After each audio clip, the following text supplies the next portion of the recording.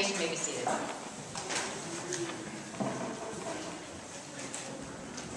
It's rather odd to feed bacon to a dog as the dog soaks in a bubble bath.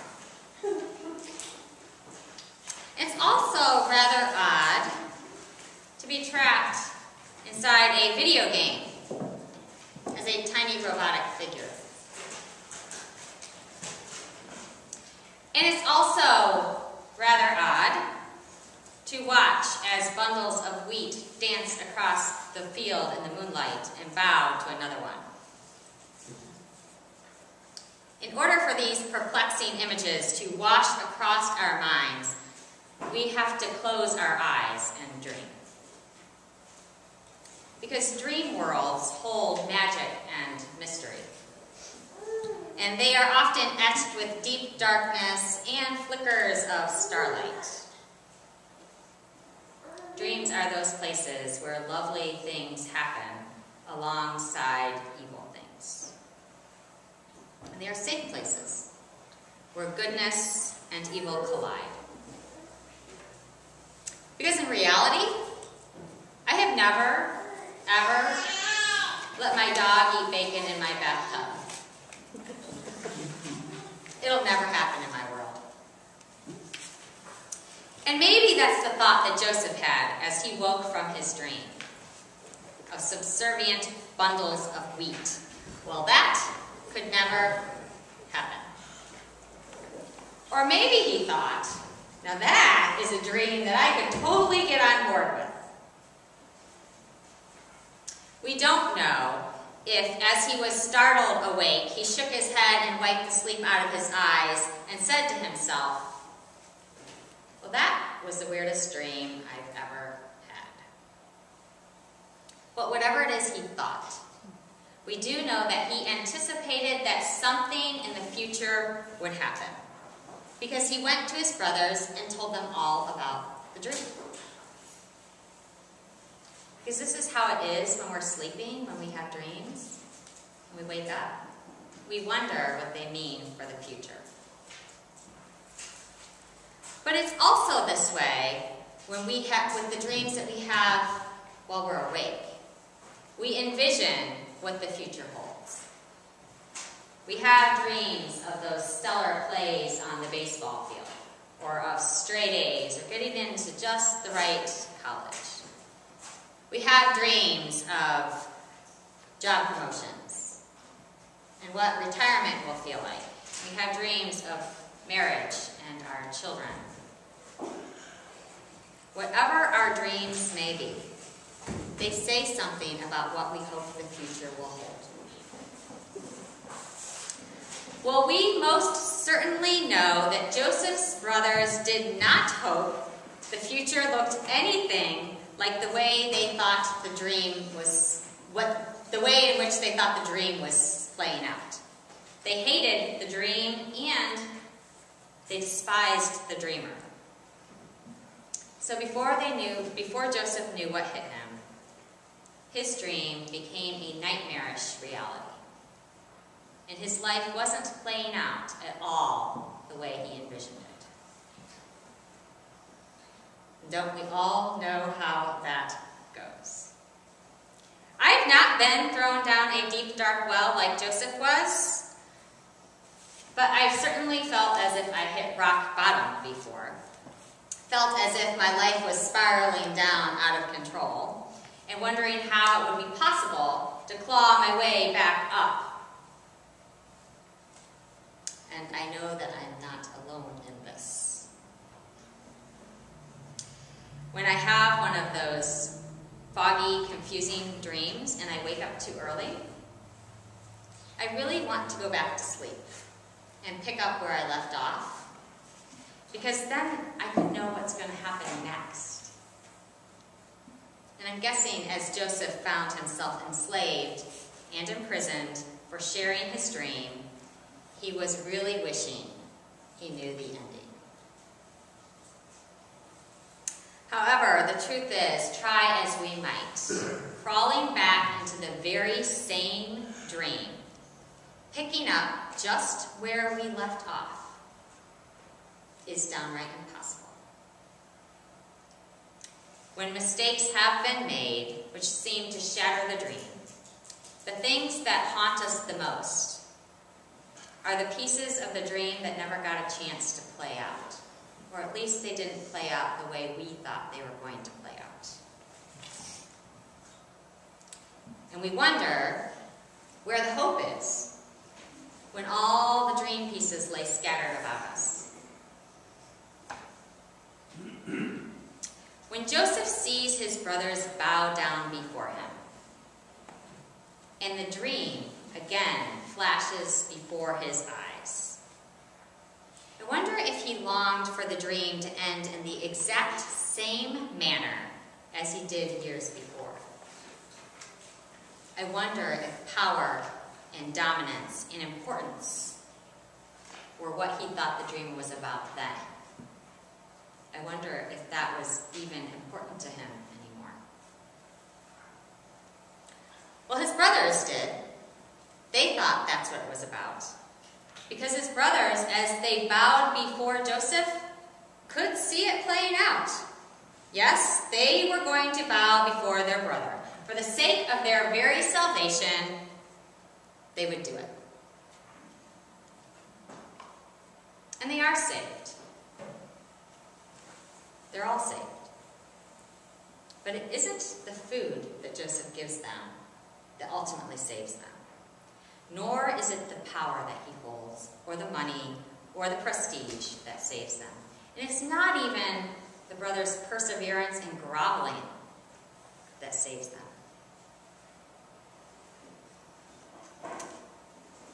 What saves them are tears. Tears of forgiveness, and tears of tenderness, and tears of humility. In the story of Genesis, in Joseph's story, he wept a lot. I read once someplace that Joseph is said to have wept more than any other person in the Bible. And I don't think this is probably true. It's just probably recounted more, because we all weep. We sometimes just weep silently for secret sorrows. And at the end, Joseph's brothers wept too. And maybe they wept for themselves.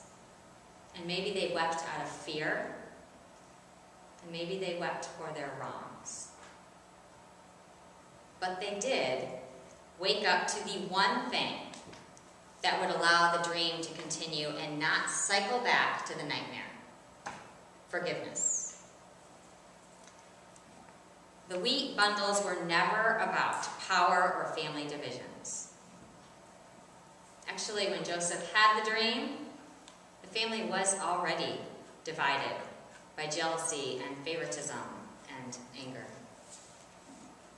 And that is not God's dream for creation. So as Joseph stood there, well-fed and handsome, because, by the way, Joseph is also the only man in the Bible described as being good-looking.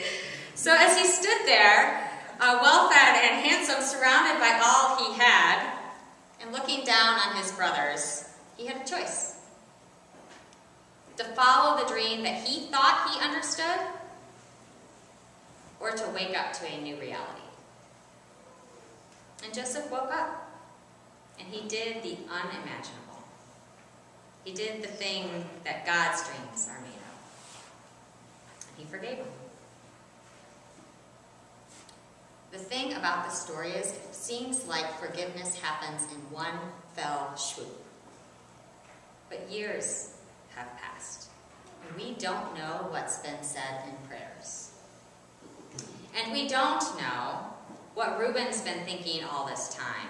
We don't know if one of the brothers went out again to look for Joseph. We don't actually know all the ways in which God's been working on everybody's hearts over all these years. We don't know what dreams followed that fateful dream. But we do know that as they lay there with their faces in the dirt, the brothers had a choice too. They could receive kindness and forgiveness and recognize that the dream could have another ending. Or they could close their eyes and go back to sleep. Because forgiving oneself is often harder than forgiving another. We can stay trapped in that nightmare of should-haves and could-haves for a very long time. There are things in our lives that we don't want to wake up to. We have all been hurt by people we love, and when that happens, it's nothing short of a nightmare. Nothing about it makes sense. The truth is, if anyone should love us and care for us and not hurt us, it should be those closest to us. And true life, true forgiveness, is found in reality and not make-believe. Maybe that's why we always wake up before dreams are over. Maybe getting out of our dream worlds is what it's all about, and stepping into God's dreams. A friend of mine frequently shares with me a quote from a book that he read. And like, seriously tells me like once every 2 weeks. And I often wonder, does he not remember that he told me this quote already? But it resonates so much with his soul, and mine also. So this quote, I probably could have just stood up here and said that and sat back down, but I thought you might feel a little bit ripped off. So the quote is, "Forgiveness is giving up on the dream of a better past." I'm certain that that premise began with God. Because the past isn't an indicator of the future, and it doesn't mean that it didn't happen, and it doesn't mean that it won't affect us. God never tells us that forgiveness means saying that everything is okay when it isn't, or that we should remain in a place where harm is being done. But God does challenge us to forgive. And in that, we acknowledge that we may not be able to change the behavior of another person, to alter what they've done. But we, graced by the Spirit of God, are given the strength to respond with forgiveness and mercy. And there have been times when I've had to do that. Forgive the seemingly unforgivable. And I know that it wasn't my own power. I know that I needed it to be God speaking and acting.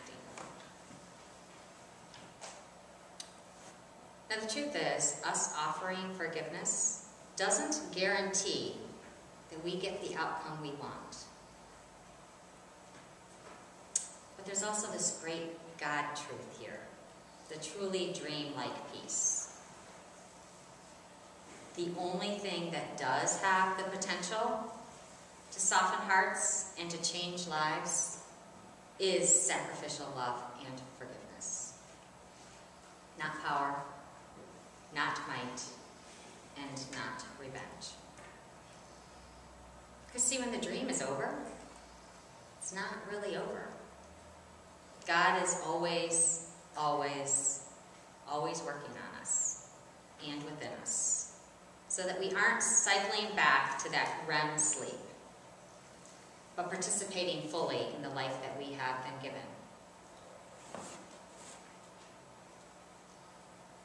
Dogs and bacon and pixie dust have got nothing on the most intriguing, romantic, heart-stopping reality ever told. That God has chosen to participate in life with us. That God has chosen to never give up on us.